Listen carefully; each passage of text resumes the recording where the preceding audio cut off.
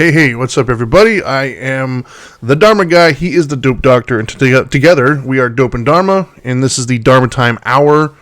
And as you can see, he is living it up. He's doing the traditional, stereotypical Florida lifestyle right now. Got his sunglasses on, got the beach in the background, it's got the blue skies. Meanwhile, I am here in my daughter's room still. I am not outside enjoying the Florida weather. Matter of fact, I hate the Florida weather because it's too hot. So, anyways, you want to say first of all, let me apologize to everybody. He is outside, and so the wind is a bit much. So I apologize ahead of time if the wind is unbearable for some of you. He's going to try to mute in between talking, but if you hear it, that's what it is. So, anyways, you want to say what's up there? Cool hand, Luke. What's up, everybody? How y'all doing? Trinity, thank you very much for making accommodations today. I'm over here in Miami on the rooftop of a hotel. And what hotel is this? It's the Courtyard Marriott. This is nice.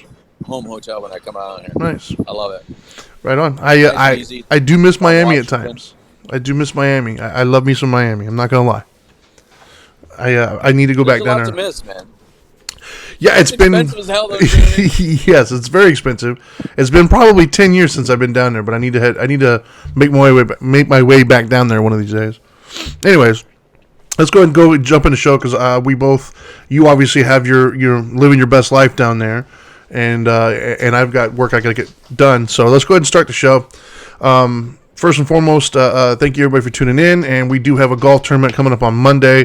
I sadly will not be able to attend. This will be the first one I won't be at, but I'm sure that it'll go off probably even better because I won't be there messing things up. But it's on April 11th at the Red Tail, I think it's called, up in Sorrento. So for all of those of you who are going to be there, good luck. It'll be a good time. I'm sure it is. It always is. And I'll miss everybody there. So, anyways, so let's start talking. So there's been some things that have happened in the last, couple weeks that I think we should talk about, right? So first and foremost, today's subject, if we have to title it, I'm going to call it right speech, right? Right speech is part of the Eightfold Path in spirituality, more specifically in Buddhism. And very quickly, it's summed up normally as the speech that we put out there, however we communicate via, whatever the communication is, text, verbal, whatever, it should be both, keyword there is both, truthful and useful. Meaning, when we speak, is it taking into account the truthfulness of the situation, and that's both my truth and your truth, right? It's 360. But also, is it useful, right? Like, is it productive? Is it loving? Is it kind? Is it coming from a useful perspective? Or are you just saying the truth to just be hurtful, right? So, the reason why I want to talk about right speech, there are two specific stories at the moment that are out there in the world that have captured the nation's imagination. First and foremost is the Chris Rock and the Will Smith incident. For those of you who have been living under a rock, thank you very much. So Chris Rock and them were at the Academy Awards.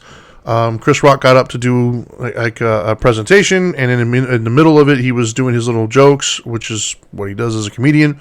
He made a comment about Jada Pinkett Smith, who has a bald head, apparently due to alopecia.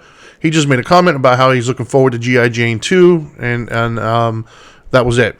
And then Will Smith apparently took exception to that, got up, went on stage, smacked him, came back, sat down.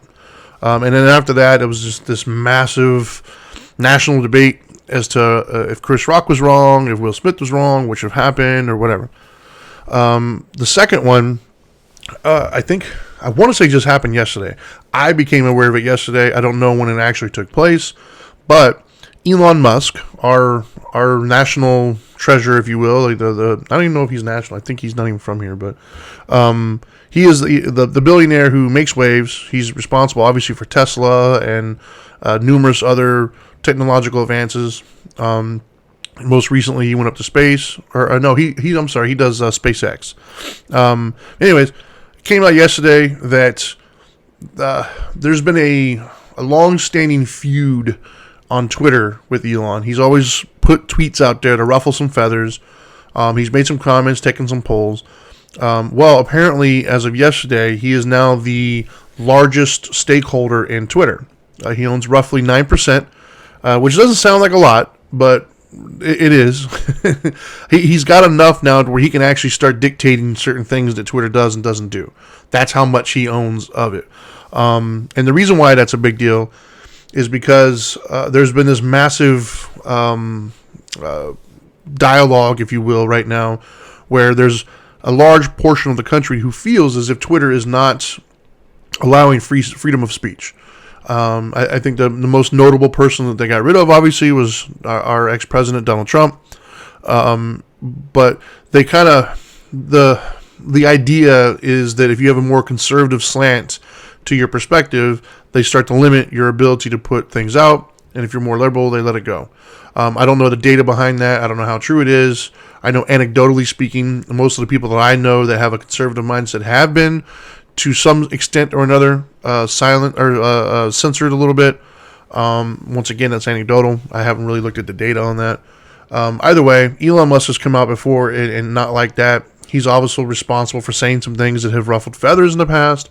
So it's it's interesting and potentially big news that he has now become a majority owner in there, and he can start dictating, hey, maybe we need to readdress our fight for free speech. So the reason why I want to talk about free speech, the way I'm going to frame it today, is both on the giving and the receiving of free speech, right?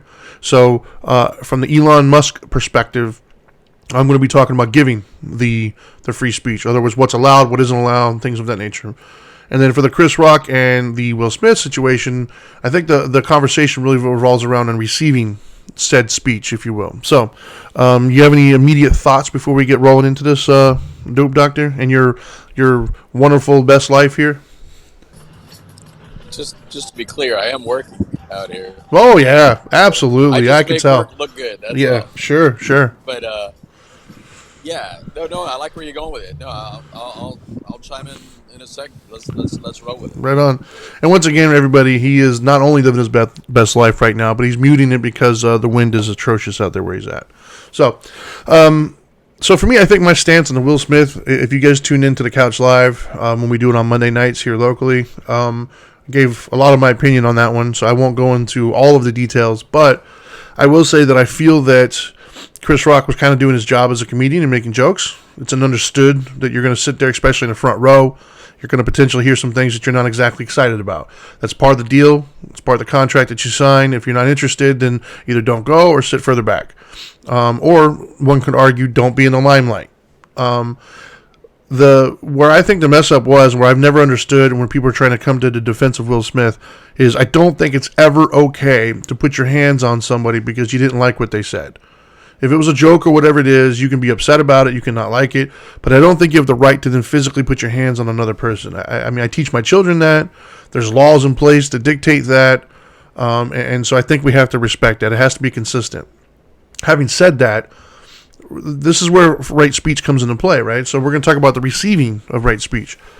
You know, we have to understand that not everybody's going to be in a place in their lives where they're ready to use compassionate and loving speech. You know, maybe they're not there yet. Maybe they're still bitter. Maybe they're still angry. Maybe they're still hurt. Maybe they're just having a bad day, a bad moment, you know, and they're allowed to have that, as are we. And so while sometimes people might say things that are offensive to you or upsetting to you, you don't always have to pick it up. And I think that is something we really got to focus on as a country. You know, on a national level, maybe not, but on a more personal level, I think we're all guilty of being baited into a conversation that we didn't want to be into, or baited into an argument because somebody said something, we couldn't just let it go. And we also have this weird concept to where you're somehow less than if you don't stand up to somebody saying something to you. And I'm kind of guilty of that when I was younger, probably still so a little bit now, but I've tried to overcome it. I don't think my manhood is measured based upon my ability to listen to somebody say something that I don't agree with, right? In other words, where I'm at now in my life, if somebody were to come up and call me, you know, bad names or whatever, I don't feel the need to fight or anything. I'm just like, whatever, bro. I mean, where I'm at now, right? 18, 19, 20 years old, I probably would have said something back and we'd end up fighting or whatever. But where I'm at now, between either, my age or my spiritual journey, I just don't have the need anymore. Like, it doesn't affect me. My value isn't based upon your opinion of me. And so because you have something to say, I'm skillful enough at this point in my life. For most people, there's still areas in which I struggle. But for the most part, I'm pretty skillful to where if somebody's saying something, whether I like it or not, I could typically just be like, okay. And that is my okay practice, by the way. It's just, okay, that's how you feel. That doesn't mean I'm signing off on it. Doesn't mean I agree with it. Just, okay. Like, you've expressed to me your thoughts, regardless if I agree or not. Okay, I'm aware now if that's what your thoughts are. I don't have the need anymore to retaliate. So if I was in that, because I told my wife the other day when this stuff happened, I said, look, if you and I go to a comedy show and the comedian is up on stage and he picks on one of us and he cracks on something to do with you, I'm going to laugh because that's what we're there for. Like, I'm not going to get up and slap him or something. Now if we're at like Applebee's and some dude comes up and tries to grab you, we're going to have a problem. But at a comedy show in context, I'm going to probably laugh at the joke. And you know what? My wife would probably laugh too because she's got a good sense of humor.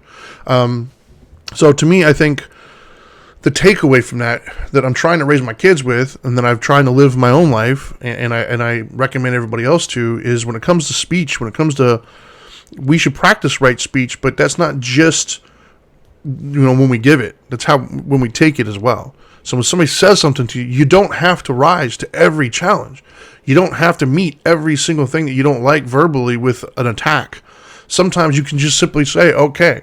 And it's okay to walk away. It doesn't mean you're less of a person. It doesn't mean you're a wimp. It doesn't mean that you're a loser or whatever. It just means, to me personally, I think it takes more strength and more courage to listen to those things and not respond to them. Like, I'm always much more, like with Chris Rock, between those two, I give Chris Rock, like, much kudos, man. The way he handled that was so professional and so dead on what I would expect people to do, because it was a slap. He took it like a champ. He didn't, oh my God. No, he took it. Like, okay, you hit me, now what? And then he continued on with the show. The show must go on. I'm going to do my part. And I think that he handled it the best way he could, and there's something to be said for that. But I've been talking a lot. I know you're windy, but go for it, man. I think insecurity has a lot to do with this. To be Absolutely. I think when I was a more insecure person, words were everything. It did not take someone to do something physical towards me for me to react. Right. All they had to do is hit certain trigger words that I was insecure about, and if they would hit those, I would go off. Yeah. I did not feel intelligent. I did not feel worthy. I did not feel valuable. There's so many things that I did not feel. So when those words were used, I didn't know how to respond. And so that's how I kind of look at the battle of words or physical, or how to react to things like more secure we are as a person. And that's where we go. Sure. Get to a place of security. We need to get to a place where we disarm others. And the best way to disarm others is to be a very secure individual, or work on your security, work on the fact that your context is your context. We always apply context that may or may not be true, right? Someone says something and then you add a story of why they did it or what their motive was. For instance, I'm going to give you a good one. So road rage, right? I used to have horrible road rage. And I'm not saying I'm completely cured of that yet, but it's definitely nowhere near where it was. And the reason was is the dialogue that I would put in my head was, you tried to kill me. For some reason, that's what I would think. And if my wife was in the car or my kids were in the car, now I really felt like you tried to kill not only me, but try to kill them. And then it would make me upset. And then if Dana would say anything about, hey, relax or slow down, now I got mad that we were arguing. Yeah. That guy got us in an argument. Now I hate that person even more. Yeah. So it's just one of those cycles that the more you work on yourself, it resolves a lot of different issues in your life, whether it be in your family, whether it be interpersonal, or like in this case, it allows you to go out in public and enjoy things for what they are instead of what you make them to be. Yeah. Like everybody's adding context. This was about alopecia, but nowhere was that mentioned. Yeah, right? no, he never said anything about that. Chris Rock didn't mention it. Will Smith didn't mention it. So the whole world has added context to what happened. Yet none of us truly know the context. Yeah, it was never mentioned. Have our assumptions based on what we witnessed. Yeah.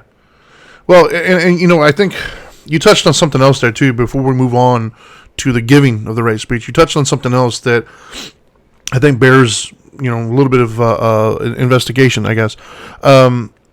It's not just the context, but it's also the person, right? The relationship with that person. And what I mean by that, like I mentioned earlier, that I still struggle at times not responding to verbal things or whatever. Let me be very clear. There's really only one person in my life that I still struggle with that with, and that's my wife. Anybody else out there in the world can probably say pretty much anything to me, and I'm not going to care. Some stranger in the streets could call me anything, could say anything, and just like, whatever, dude, like, let's go. Like, it wouldn't bother me, and I probably wouldn't even give it a second thought. However, there is one person in my life, and that's my wife, that she can hurt me probably more than anybody else on this planet.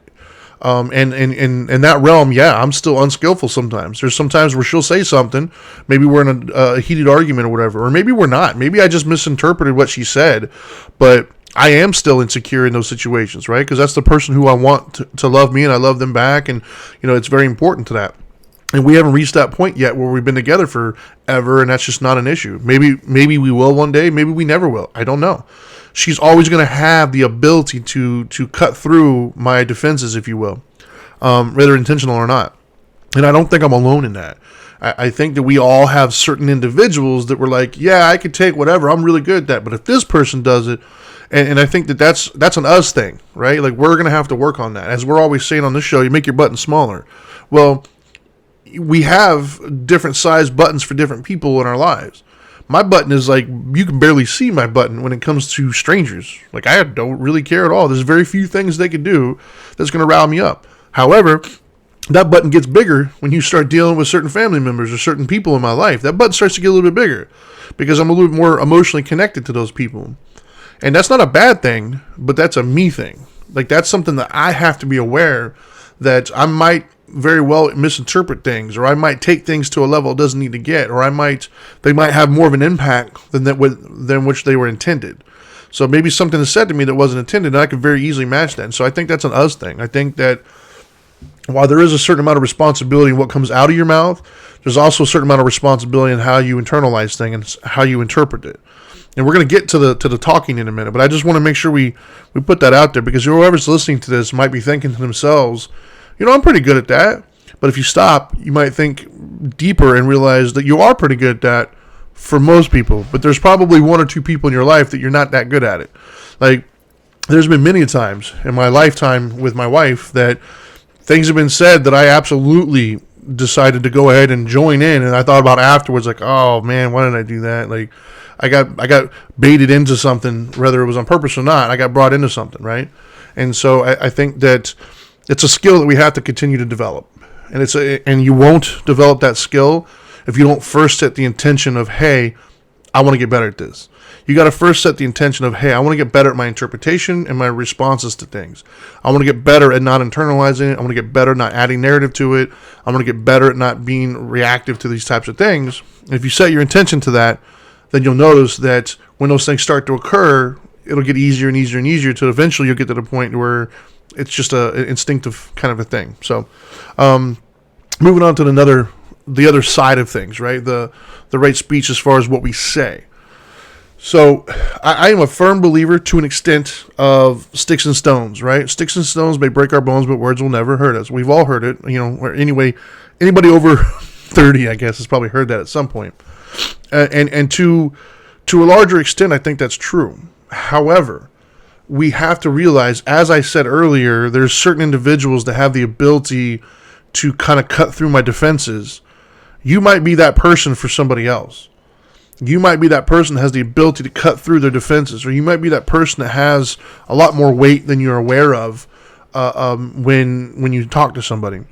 And so that's why it's really important that you make sure when you do speak, it's truthful and useful, because you don't know the plight of the other person.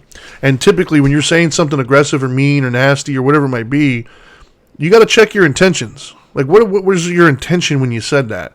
Were you coming from a place of love and kindness and compassion for your fellow human? Or were you coming from a place of anger, of spite, of whatever? Like, are you trying to hurt that person? Are you trying to take away their power?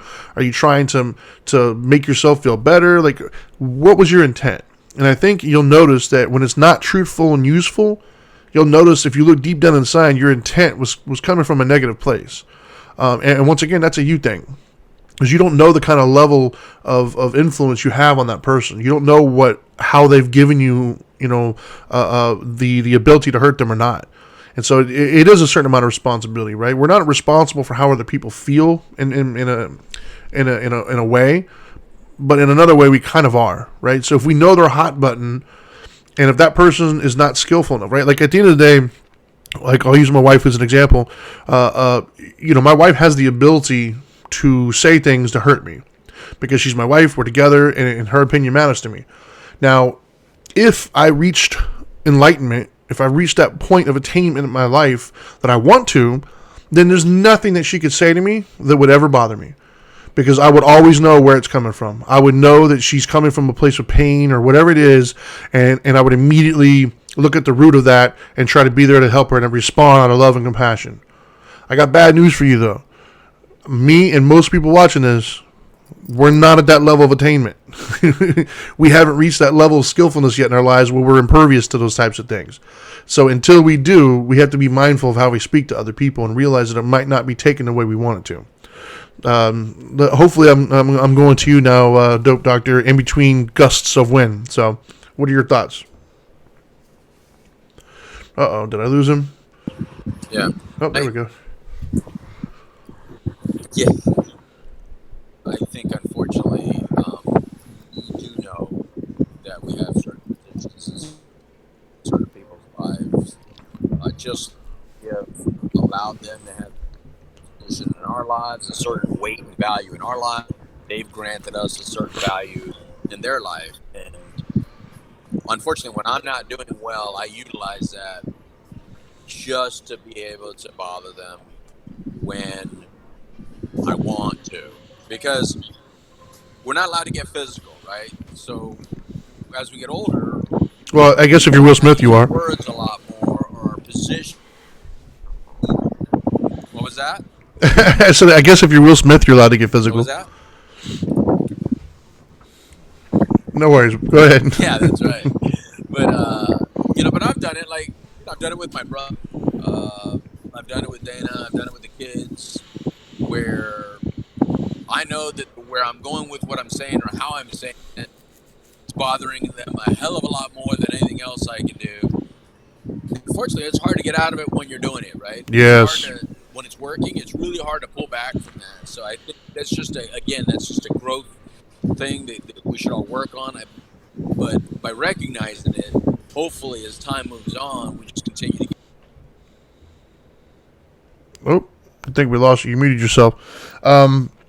I couldn't agree more, man. Like I said, man, I think we're all, in theory, we're all trying to get to that level where we're these like awesome, fully adjusted, healthy, almost like a monk type individual where anything you say to us, we're immediately skillful enough to be like, oh, I hear you, and I understand that you're coming from a place of pain, and let's get into that. I'm sorry, what have I... But we're not there, like most of us haven't reached that level yet. I know I haven't. I think in some instances I have, but there are other instances where I still got to grow. I'm not there yet. I'm still volatile at times. I'm still an emotional person. I'm still reactive in certain situations, whether I want to or not. I'm trying to reach that level, but I'm not there yet, if I'm honest. And so I think that is where the responsibility falls on our shoulders as the loved ones, or even as friends, to monitor what it is that comes out of our mouth and monitor what our intentions are when we say these things. Like we know, things are hurtful and mean or bad. Some of them are universal, and so for us to like maybe nitpick on somebody's insecurities or push those little buttons, we have to understand where that's coming from and how that's going to have a reaction. And when that reaction happens, we can't be surprised then that they reacted in a negative way or in an aggressive way or whatever it is. There is one of the things that we talk about in the spiritual world, right, was, I can't do anything to deal with your suffering, right? Like I can't take your suffering away from you, and I can't deal with it for you. So that's a journey you're on. That's your own journey, your own path that you have to eventually come to terms with how you interact with your suffering. My job isn't to remove it for you. My job is to not add to it. In other words, it's my job as a fellow human being to not be the reason you're suffering. It's my job to make sure that I don't go out of my way with my intentions to cause you more suffering, give you a reason to be upset, angry, whatever it might be. That doesn't mean that I'm perfect. That doesn't mean I won't inadvertently do something. But there's a big difference between inadvertently insulting somebody versus inadvertently doing it. If I said something that so happened to remind you of a tone or a previous engagement, whatever it might be, and you took that, interpreted it in a way that hurt you, I'm sorry that happened. And if you bring it to my attention, I'm going to apologize for that. And I'll do my. And here's where the skill comes in. I will do my best moving forward to avoid that. If I know it's a hot button for you, it's your job to reduce the size of your button, but it's my job to do my best to not intentionally hit your button. And so I think that's where the right speech comes into play. I think the right speech, it's so underestimated on how important it really is. We don't realize sometimes that the words that we say to somebody really affects them, and the word and if we're honest, the words that we receive really affects us as well. Oh, he's coming back. No, he's not. Oh well, we lost Louis. He's once again living his best life up there on some rooftop in Miami and living it up. So, working. But and I'm gonna wrap this up here a little bit because I gotta go train a client because I'm still trying to help people in that way. But I guess I'm gonna wrap it up on this. Right speech is extremely important. Right speech isn't just what comes out of our mouth. It's our text messages. It's any communication that we have. If you still write letters, if you leave a post on somebody, if you tweet, no matter what it is, right speech is important. And right speech is defined as something that's truthful and useful. So, for instance, I'm going to go train somebody.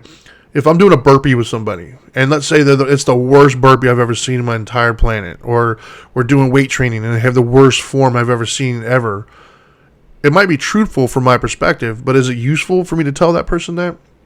Is it coming from a place of love? Is it coming from a place of kindness? Is it meant to uplift this person? Is it meant to encourage them? Is it meant to help them? Or is it meant to tear them down? Is it meant to make me feel better by judging somebody else's stance or technique or whatever it might be? And so that's what I mean by truthful and useful. So when you speak, it has to be truthful and useful.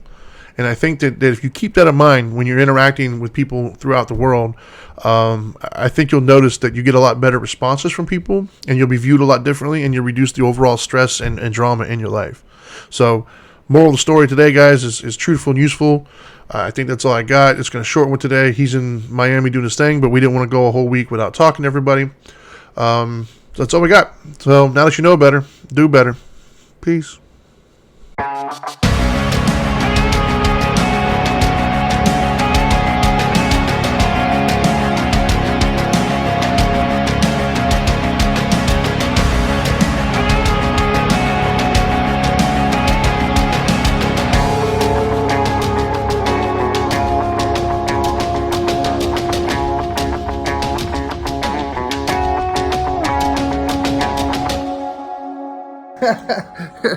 Are you still here? What are you doing?